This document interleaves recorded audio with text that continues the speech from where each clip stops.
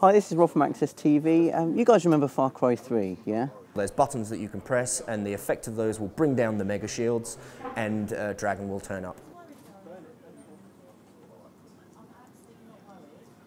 Hi, this is Rob from Access TV. I'm sure you guys remember Far Cry 3. Well, forget all about Far Cry 3 because we're now talking about Far Cry 3 Blood Dragon, a new standalone piece of DLC set in 2007, or more accurately, an 80s vision of 2007, and it is just as much fun as that sounds. We've been playing it, it is fantastic fun, really hammy, really kind of terrible script, but like deliberately so. And we were also lucky enough to catch up with Ubisoft's creative director Dean Evans, and the first thing we asked him was, how much fun did you have making this game? Yeah, it was a lot of fun. The team was given the opportunity to just let off a bit of steam and do kind of whatever we wanted. And it was a lot of fun kind of pitching the idea of where, you know, half of it, I'm kind of like, yeah, they'd never go for it. Like, you know, I was kind of surprised, to be honest, but, you know, it's that absolute joy of when it was kind of greenlit, because we could all kind of relive our childhoods a little bit. Most of us grew up in that time period, and it's what shaped our kind of tastes and our aesthetics. So certainly for me, that's me through and through. It's what I still watch RoboCop every bloody week. You know, it's like you know, it's like that VHS era vision of the future. You know, so there'll be some stuff from like early '90s in here as well. So you know, don't want to just kind of label it like the '80s. It's much more of just that kind of '85 through to like '92. August '92, yeah. The great thing about Far Cry is that, and if you look at all the Far Cry games, they're all different.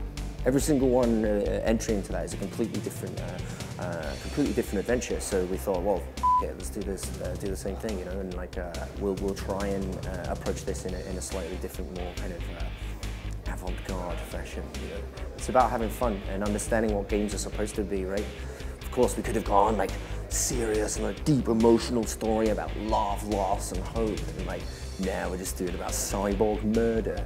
So we've really gone for like it's a real like bro story, and again, just like looking at all of those classic tropes and classic cliches.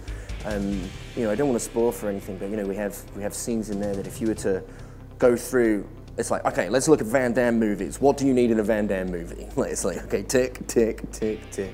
We're extremely self-aware, and like we're not trying to pretend to be anything other than just like some, you know, dumb fun, like with a cool like bro cyborg sheen on it, you know.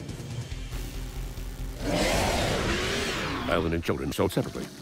So with regards to content, there's about 8 hours of content that's in there. And the structure of the game, we have a story, and those missions are linear missions, but you know, it's not like a level 1, level 2, level 3. Once you finish the first couple of missions that will just introduce you to all the mechanics, then the game just opens up, and then you'll have the open world to play with. So Far Cry 3 has outposts. We have things that are called garrisons. Now garrisons are basically the equivalent of the outpost, but kind of cranked up. They have these big walls around them that contain more enemies, and they're quite difficult to infiltrate.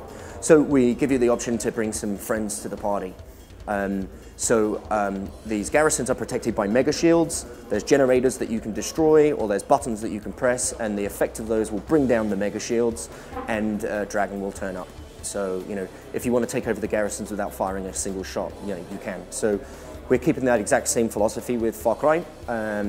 Of the 360 approach. So like, here's your objective, go do it, off you go. It's like your battle, your way, you go do it. When you take over the garrisons, you will, or liberate the garrisons, murder cyborgs, like, you will then gain access to the equivalent of the Rakyat, right? And these guys are these scientists, these white lab coat guys who are kind of slightly reluctant warriors. And you'll see them fighting a mega force like all over the island. So yeah, as you're driving around, running around, you're always going to be seeing conflict all over the place, and you can get involved. So, you know, and that's the fun of the open world aspect. You know, it's so like once you finish the game, the story of the game, like you can still mess around in the open world and just have fun shooting ridiculous weapons and big explosions. The most ridiculously overpowered weapons that we have And that's the whole point. Make the weapons totally overpowered. Just as like, if it's fun and if it kills people, it's all good. Sniper rifle upgraded with semi-automatic with a steady aim with explosive rounds. So you can just fire this from the hip and just no-scope things going brr, brr, brr, brr. That's pretty good. The quad barrel shotgun is pretty good that fires incendiary rounds, and that's a lot of fun. The Terra 4000, which is basically a minigun, that's pretty fun. When you hold down the trigger, after a few seconds, like Rex starts like screaming of rage. There's a lot of cool stuff in there. I'll leave it for you guys to play, and you guys pick which is your favorite one. You know. Well, Dean, my favourite weapon was actually the knife, because it allowed me to chain like 5 or 6 melee kills together all in one go. It made me feel awesome, like Michael Biehn in an 80s action movie, which is really cool. Far Cry 3 Blood Dragon is going to be out sometime in May, and you can rest assured we're going to have loads more videos on it before then. To make sure you don't miss any of those, don't forget to like, comment and subscribe, and we'll see you soon.